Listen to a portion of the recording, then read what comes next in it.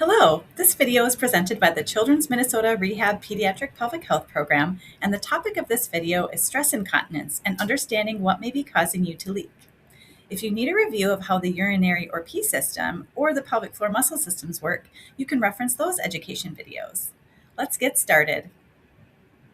Let's do a quick review of how your body functions.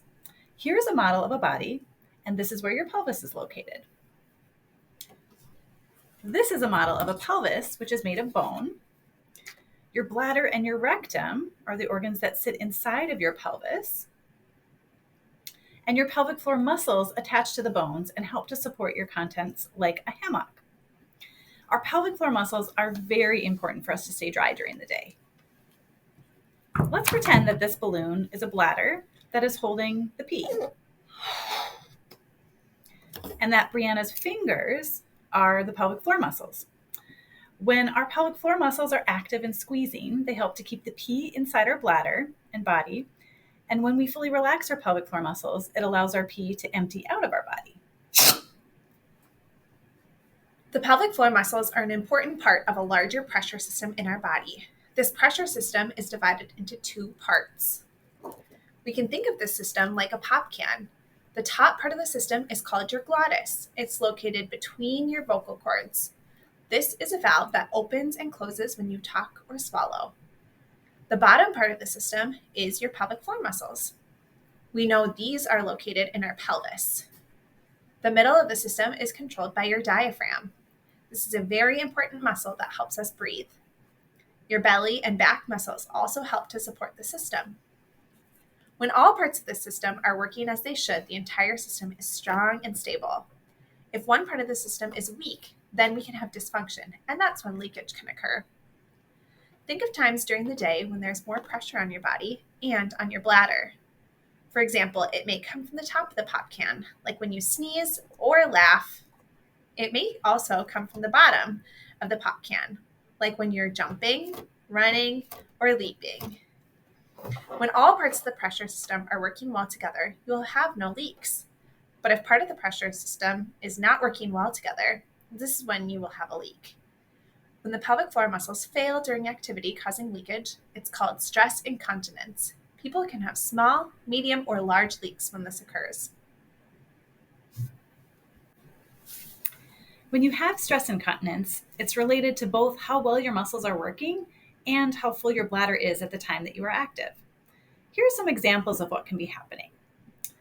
Your bladder might be just a little bit full, so that when you run and jump, you do not have any leaks because the pressure on the bladder is very low and your muscles can stay strong to keep the pee in during that time.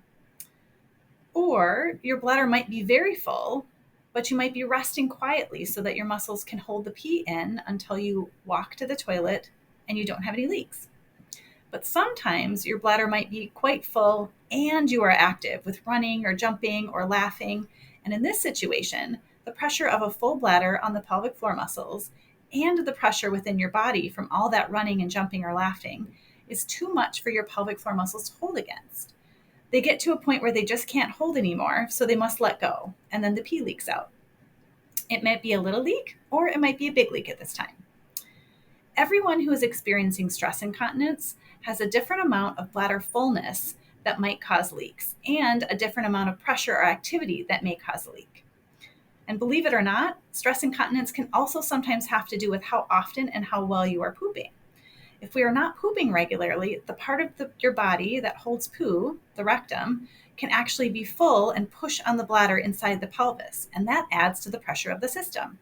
And this can make the bladder a little bit more irritable and more easy to have a leak. The good news is that your bowel and bladder therapist will help you work on several things so that leaks no longer happen. Some of the things your therapist may teach you include how to use what you eat, drink, and how you exercise to have a healthy, happy bladder. Make sure that you are pooping every day and that you are not constipated. Regularly empty your bladder and plan for those high pressure or high activity moments to prevent leaks. Create a plan if leaks do occur. Have a healthy toileting plan so you're not emptying your bladder too often or not often enough. We want to empty our bladder just the right amount of times so we prevent leaks and keep your bladder healthy. Your therapist will also check your pelvic floor, belly, and breathing muscles to make sure your body understands when to work, when to relax, and how to coordinate so that you don't have leaks. Thank you for watching today. And remember, you and your therapist are a team, and it's important that you work together to meet your goals.